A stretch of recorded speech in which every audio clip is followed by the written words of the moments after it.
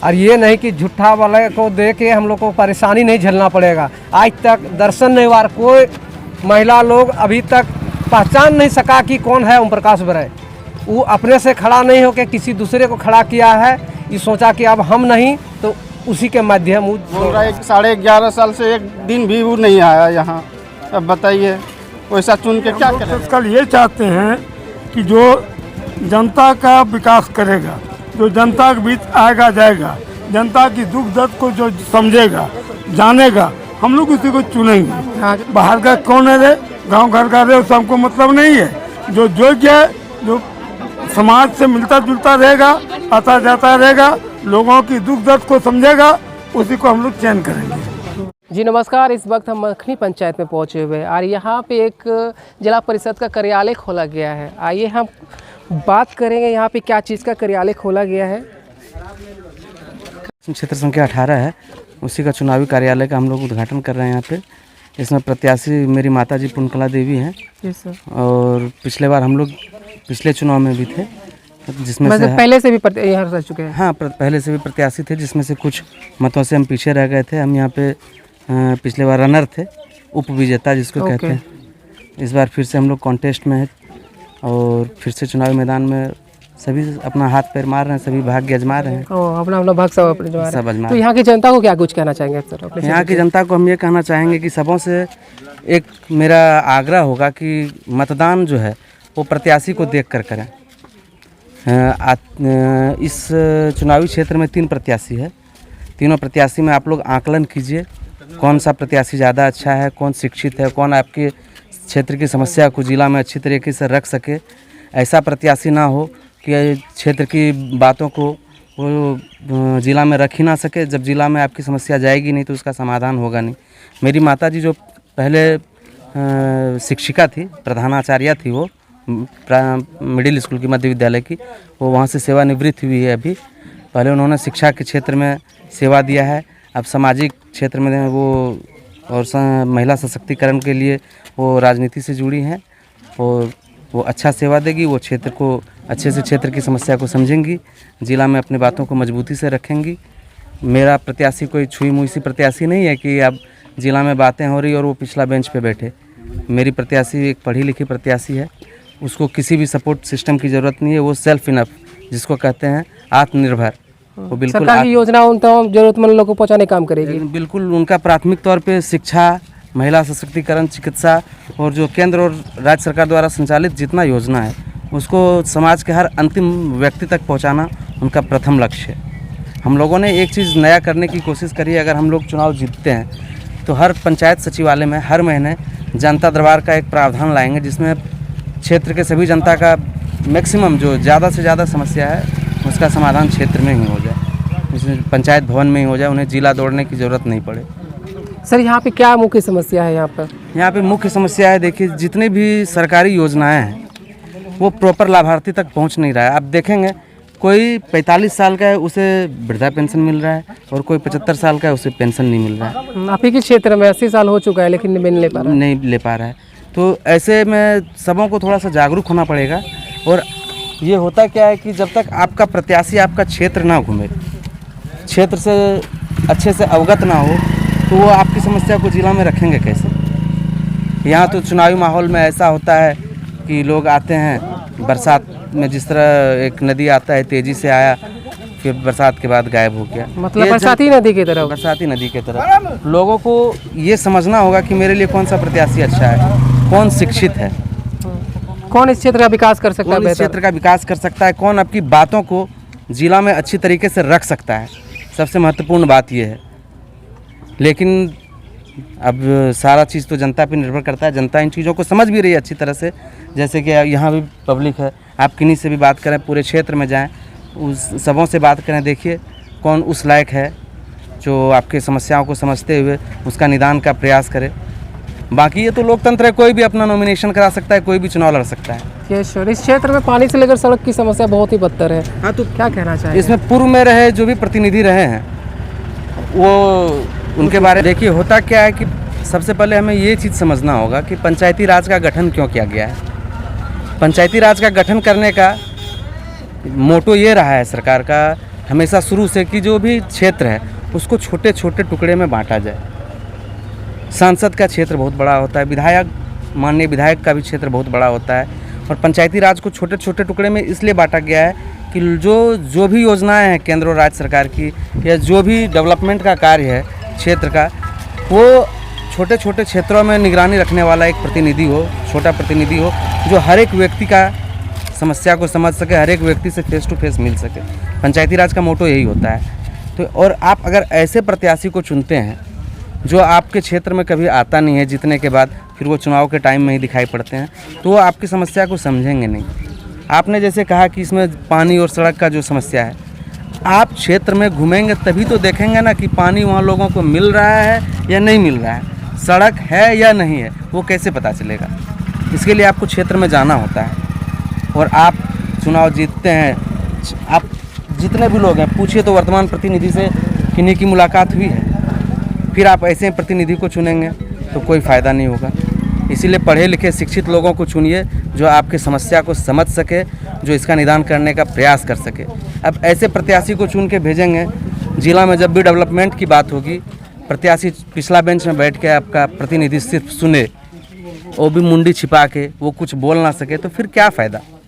ऐसे प्रतिनिधि चुनने को क्या फ़ायदा। ऐसे प्रतिनिधि चुनने का कोई मतलब नहीं है जो आपकी आवाज़ ही ना उठा सके, जिनका सपोर्ट सिस्टम कोई और हो।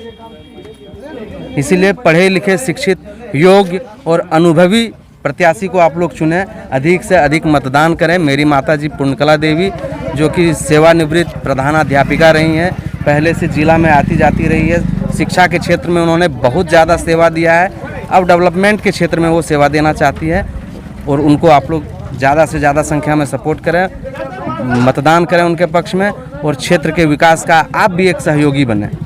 Thank you sir. बता रहे हैं पापा, बता जाओ पहले प्रत्याशी की नाम चुका। ओम प्रकाश बरई। अच्छा, कौन सी काम करला जाओ। नहीं अखनी तो वो कई बार आला जाओ पंचायत। एको बार हमरा से देखा नहीं आले छे। एको बार ही ना आला जा, जितलार बाद फिर आले में जाओ। नहीं आले देख लेन से यार, देख लेना जाओ। नहीं अच्छा, आपका कहना सही है। देखे नहीं है। अच्छा सर, क्यों नहीं देखे सर उतना देर से? नहीं किया तो देखेंगे किसको? अच्छा, जीत के चल गए तो चल गई। मैं कोई काम किया पानी। हाँ सर, बताइए सर, प्रत्याशी पहले वाला जो प्रत्याशी थे क्या नाम था इसका? हम प्रकाश बड़े। अच्छा, कितने बार आए पंचायत? कुछ काम बार नहीं, बड़ा ये काम देंगे वो काम में कोई काम नहीं दिया है पंचायत। कुछ नहीं किया? नहीं, कोई काम में नहीं दिया। तो जीत आए थे तो काम ही करने के लिए ना। हाँ, हम लोग ऐसा ठीक है, काम करेगा, कोई काम नहीं दिया। कुछ नहीं किया? नहीं, कुछ नहीं, आज तक अभी नहीं किया। 6 साल हो गया, अब तक अभी नहीं किया। 6 साल से एक भी बार नहीं आया, देखने के लिए भी नहीं आया? नहीं, कैसा हुआ नहीं, पंचायत में अभी नहीं किया। अच्छा, सिर्फ नाम जानते हैं? हम नाम जानते हैं, हम जिला परिषद। जिला परिषद है, और भी कुछ लोग हैं। क्या बाबा, क्या नाम हुआ आपका? राजकुमार मंडल। हाँ तो सर, क्या हम यहाँ के नहीं है। आप यहाँ का नहीं है, वोटर है ना। क्या ये बताइए कि आपके क्षेत्र में क्या कुछ विकास हुआ है? कुछ नहीं विकास हुआ है, अभी नहीं किया वो आज तक। इलेक्शन के बाद तो क्या नाम है आपका प्रत्याशी का?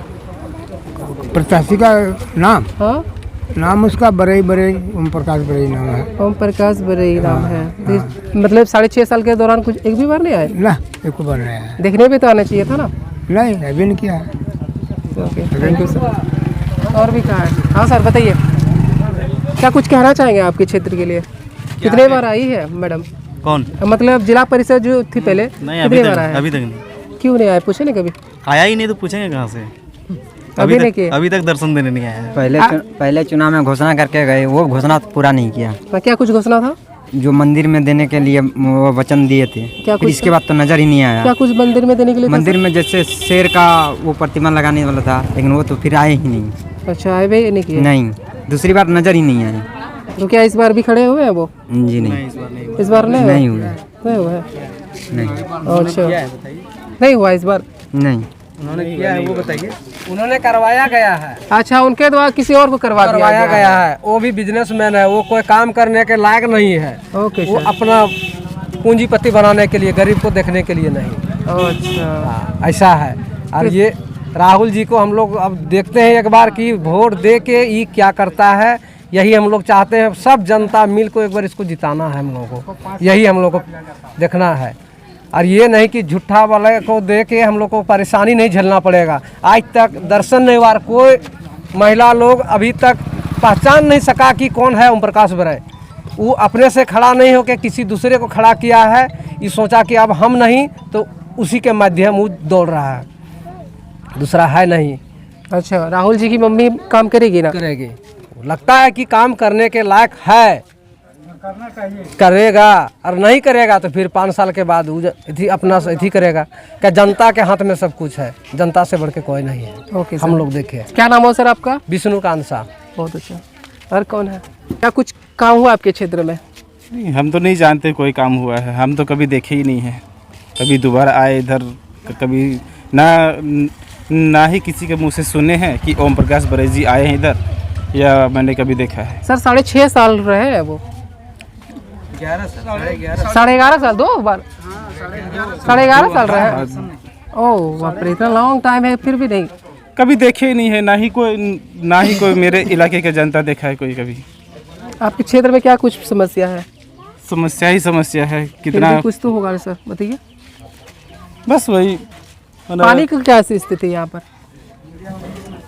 पानी का तो ठीक नहीं। वही रोड में इसी तरह, यानी इसी तरह नाला देखते, मतलब कादा देखते, चापाकल नहीं है। मतलब जो पहले प्रत्याशी थे नजर भी नहीं आएगी भी बार, कभी भी नजर नहीं आता। मतलब जी जाते हैं चल जाते हैं। चापाकल के बगल में स्थिति देख सकते हैं आपके नज़र के सामने। ओके सर, मतलब जितने के बाद फिर नजर नहीं आता, जितना आए कभी भी देखे ही नहीं है, बस कभी भी देखे ही नहीं है। कभी नहीं देखे हैं। क्या नाम बताइए सर अब अपना? अब आपका नाम क्या है? Amit Kumar Goswami. Thank you sir, हो गया। हाँ, उसका चेहरा तो कोई देखबे नहीं किया आज तक। क्या है, प्रचार कर रहे थे, अभी तो नहीं देखे थे? ओम प्रकाश बड़ी का हाँ, कहाँ भी प्रचार कर रहा है। अच्छा, पहले भी किए होंगे ना कभी? 10 साल पहले? 10 साल पहले एक रोज आया, पहचाना नहीं पहचाना उनको। अच्छा बाबा, तो क्या कुछ काम हुआ था उनके द्वारा? कुछ नहीं, कुछ नहीं हुआ है? कुछ नहीं हुआ है, कुछ भी नहीं किया गया? कुछ भी नहीं। कभी बोले नहीं सर कि यहाँ पे काम कीजिए? आएगा तब ना उसको बोलेंगे, कह करके भी नहीं। तो मतलब अभी नहीं कहता, आप बोलिएगा किसको? हाँ, ये भी बात है ना। फिर वोट मांगने के लिए आएगा। नहीं आएगा वो, नहीं आएगा वो। ओके, क्या आएंगे? कैसे होगा? आना तो चाहिए, वो दूसरे को खड़ा किया है तो आना तो चाहिए उसको। अब देखिए गांव वाला फिर उसको जवाब देता है, क्या जवाब देगा नहीं देगा। बोल रहा है 11.5 साल से एक दिन भी वो नहीं आया यहाँ। अब बताइए वैसा चुन के क्या करेगा वो? वही सब बात है। क्या थैंक यू सर। सुबह आपके गांव में अभी तक तो जिला परिषद के तरफ से हम लोग कुछ नहीं जान रहे हैं, क्या क्या नहीं किया हम लोग को कोई जानकारी है ही नहीं, या उसका चेहरा भी लोग नहीं देखा है। मुझे अभी हम लोग तत्काल ये चाहते हैं कि जो जनता का विकास करेगा, जो जनता के बीच आएगा जाएगा, जनता की दुख दर्द को जो समझेगा जानेगा, हम लोग उसी को चुनेंगे। हाँ, जो जनता के बीच में रहेगा, जो जनता का काम करेगा, वही बात उसी को हम लोग चुनेंगे। क्या वो बाहर का कौन है, गांव घर का रहे, उससे हमको मतलब नहीं है। जो योग्य है, जो समाज से मिलता जुलता रहेगा, आता जाता रहेगा, लोगों की दुख दर्द को समझेगा, उसी को हम लोग चयन करेंगे। बस। क्या नाम है बाबा? मैं मोतीलाल महतो, मखनी मौजा का प्रधान, अब प्रधान परिषद संघ का प्रखंड अध्यक्ष गोड्डा। बहुत अच्छा, थैंक यू सर।